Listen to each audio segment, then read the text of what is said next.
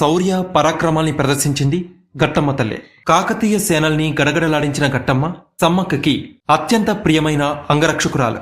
కాకతీయులతో యుద్ధం జరిగిన సమయంలో నవగట్టమ్మలు మేడారం రాజ్యానికి కాపలా కాశారని, అయితే అందరిలోకి పెద్దమ్మ ములుగు సమీపంలో ఉన్న గట్టమ్మ తల్లి కావడంతో అందరికంటే ఆమెకే అత్యంత ప్రాధాన్యత దక్కిందని ఆదివాసీ నాయకపోడ్ పూజారులు చెప్తారు.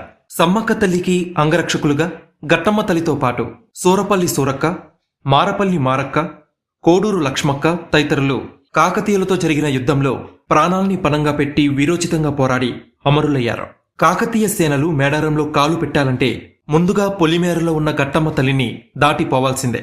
కాకతీయ సేనల్ని ముప్పు తిప్పలు పెట్టి తన శౌర్య పరాక్రమాల్ని ప్రదర్శించిన గట్టమ్మ సమ్మక్క తల్లి కోసం తన ప్రాణాల్ని త్యాగం చేసిన త్యాగమూర్తి. గట్టమ్మ తన చివరి శ్వాస వరకు సమ్మక్క తల్లికి రక్షగా పనిచేసింది. అందుకే గట్టమ్మ తల్లికి ఇంతటి ప్రాశస్త్యం. నాడు సమ్మక్క కోసం